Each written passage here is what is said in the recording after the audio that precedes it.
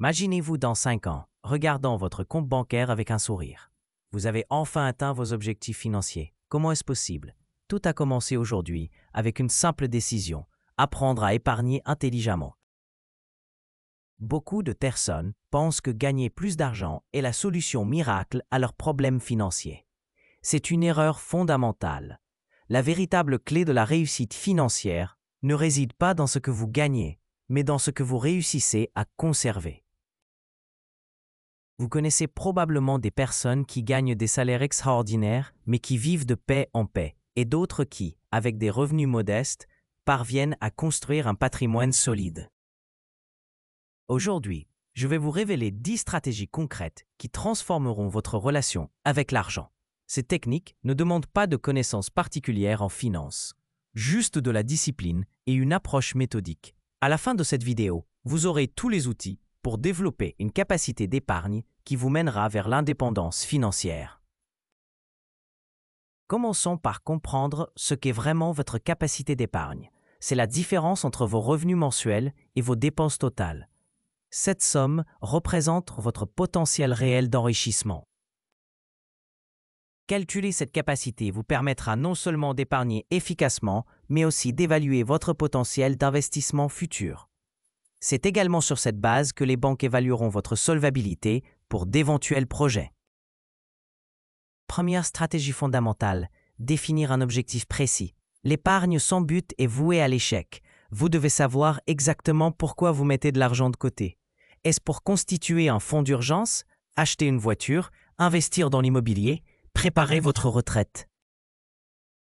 Chaque objectif nécessite une approche différente et une temporalité spécifique. Un objectif clair vous motivera et vous permettra de mesurer vos progrès mois après mois. Deuxième point crucial, maîtrisez vos finances personnelles en tenant vos comptes rigoureusement. Je sais que personne n'aime cette tâche, mais c'est le fondement de toute gestion financière saine. Vous devez savoir précisément combien entre et sort de vos comptes chaque mois. Inutile de compliquer les choses. Un simple suivi de vos revenus et dépenses principales suffira. Cette habitude vous évitera les découvertes et vous donnera une vision claire de votre situation financière. Troisième stratégie, éliminez les crédits à la consommation. Ces derniers sont de véritables boulets financiers qui sabotent votre capacité d'épargne. Aujourd'hui, on vous propose des crédits pour tout. Téléphone, ordinateur, vacances. Résistez à ces tentations. Adoptez cette règle simple. Si vous ne pouvez pas acheter quelque chose comptant, c'est que vous n'en avez pas les moyens. Les seuls crédits acceptables concernent l'immobilier, car ils constituent un investissement patrimonial. Quatrième astuce, choisir les bons véhicules d'épargne selon vos objectifs. Séparez absolument votre épargne de votre compte courant pour éviter les tentations.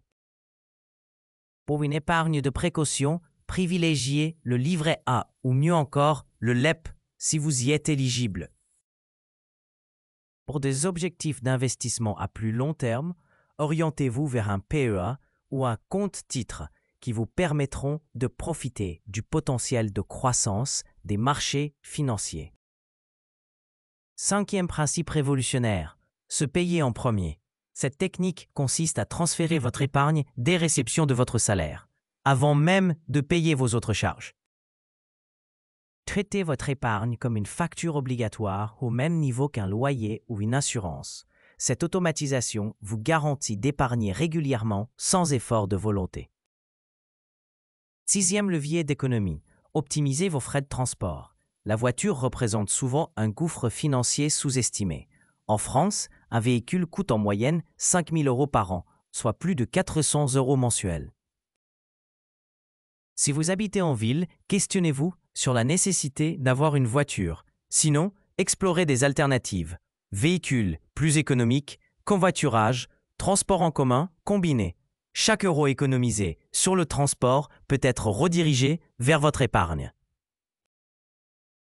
Septième technique psychologique, revenez au paiement en liquide pour vos achats courants. Cette méthode vous reconnecte à la valeur réelle de l'argent.